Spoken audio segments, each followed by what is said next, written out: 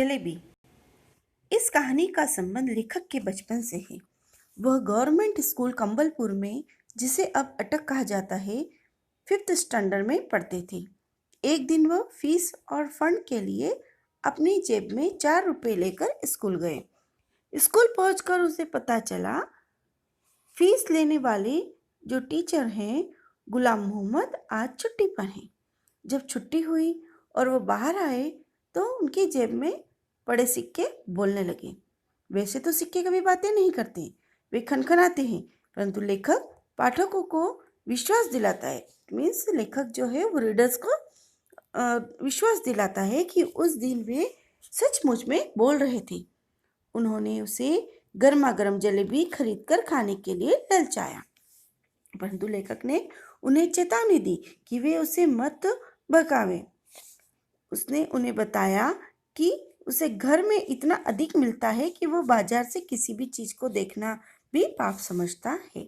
यहाँ पर ये सारे शब्द कौन बोल रहा है? लेखक बोल रहा है। परंतु जो सिक्कों ने शोर मचा रखा था, उस राहगीर को भी आकर्षित करने लगे। राहगीर इट मीन्स जो अदर पीपल्स जो वॉक कर रहे हैं, उनको भी वो अपनी ओर अट्रैक्ट करने लगे। भय के मारे लेखक ने उन्हें शांत करने के लिए अपनी मुट्ठी में जोर से भींच लिया। अब क्या होता है, जैसे पॉकेट में रखे हुए हैं और वो बातचीत कर रहे हैं, तो उन्होंने क्या किया, उस पॉकेट को एकदम टाइटली बंद कर लिया ताकि वो हलन चलन ना करे, मूव ना करे और जिससे वो बोल ना सके। परंतु जैसे ही उनकी जो पकड़ थी वो ढीली होती थी, वो फिर से अपना मुंह खोल लिया करते थे और फिर से लेखक को बोलते थे कि गर्मा गर्म जलेबी खानी चाहिए, तुम जलेबी के लिए अपने ये पैसे खर्च कर लो। लेखक ने उन्हें बताया कि वह अपनी कक्षा में सबसे अच्छे छात्रों में से एक हैं। उनके पास उन्हें हर महीने 4 रुपए जो है वो स्कॉलरशिप भी मिलती है, जो उसे नेक्स्ट डे मिलने वाली है। सिक्कों ने इतना हो हल्ला किया कि वह घर से नंगे पांव बाजार की ओर भागने पर मजबूर हो गए। उसने 1 रुपए की जलेबियां खरीद ली। वह सस्ता जमाना था। उस जमाने में 1 रुपए में काफ़ी जलेबियाँ आ जाती थी। 1 रुपए में इतनी सारी जलेबियाँ आ गई कि जितना आज 20 रुपए में भी नहीं मिलता। वह जलेबियों का जो पैकेट था उसे अपनी छाती से चिपका एक गली से दूसरी ओर भागे। वह अपनी पाचन शक्ति से भी अधिक जलेबियाँ खा गए। बाकी जलेबियाँ उसने इधर उधर खड़े बच्चों में बांट दी और बाकी के जो 3 रुपए बचे थे उसकी भी जलेबी खरीदी और उन्हें बच्चों तथा कुछ भिखारियों के बीच में बांट दिया।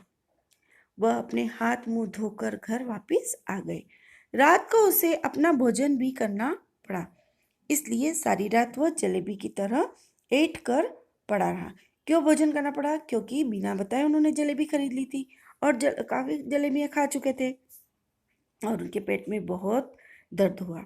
नेक्स्ट डे जब वो स्कूल पहुंचा तो उसे पता चला कि जो स्कॉलरशिप मिलने वाली थी वो अगले महीने आएंगी।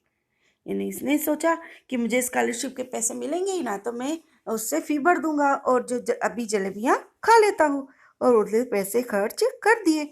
जब आधी छुट्टी की घंटी बजी तो वह स्कूल से चला गया और वहाँ पहुँच गया जहाँ कंबलपुर रेलवे स्टेशन शुरू होता था। वो रेल पटरियों के साथ एक छायादार वृक्ष के नीचे बैठ गया।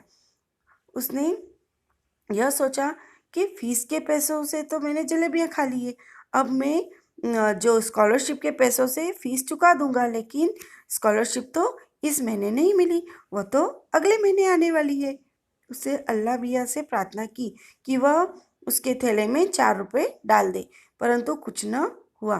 थका हारा वह घर की ओर चल पड़ा। यानी वो डर के मारे उसने क्या किया, स्कूल से भागकर रेलवे की पटरी पर जाकर बैठ गया। अगले दिन उसने वही किया। वह स्कूल गेट तक तो गया, फिर वहां से रेलवे स्टेशन की ओर मुड़ गया। उसी वृक्ष के नीचे उसने स्कूल का समय अल्लाह मियाँ से प्रार्थना से गुजारा। यानी फिर वह घर की ओर चल पड़ा। मानो वह स्कूल से आया हो, वह पकड़ा गया। उसकी अनुपस्थिति की सूचना उसके घर पर पहुंच गई। उसके बाद की घटनाओं का वो वर्णन नहीं करना चाहता था। जो होना था हो गया था। वह सोचता रहा कि यदि अल्लाह मियाँ ने उस दिन उसे 4 रुपए भेज दिए होते तो वो किसी का क्या बिगड़ जाता। उसके बाद में ही यह आभास हुआ कि यदि अल्लाह केवल मांगने से ही दे देता तो लोग मेहनत करना छोड़ देते और प्रार्थनाओं में समय बर्बाद करते। यानी इन शॉर्ट यहाँ पर जो लेखक है वो ये कहना चाहता है कि हमें जो पैसा जिस काम के लिए दिया जाता है हमें उसी काम को करना, उस पैसे से करना चाहिए। हमें कभी भी कोई गलत काम नहीं करना चाहिए, हमें किसी की बातों में नहीं आना चाहिए। ओके, और हमेशा मेहनत करना चाहिए। हम अगर ये सोचेंगे कि भगवान से प्रार्थना करेंगे तो हमें हे भगवान में पास कर देना, अच्छे मार्क्स आ जाएंगे, तो ऐसा नहीं होगा। हमें अगर प्रेयर करने से ही मार्क्स मिलते होते तो सब लोग पढ़ाई करना ही छोड़ देते, रात दिन सिर्फ प्रार्थना ही करते। इसी तरह जो लेखक है वो ये कहना चाहते हैं कि अगर आपको पैसा कमाना है तो उसके लिए मेहनत करनी होगी, और अगर आपको अच्छे नंबरों से पास होना है तो उसके लिए आपको स्टडी पर कंसंट्रेट करना होगा। Okay, thank you.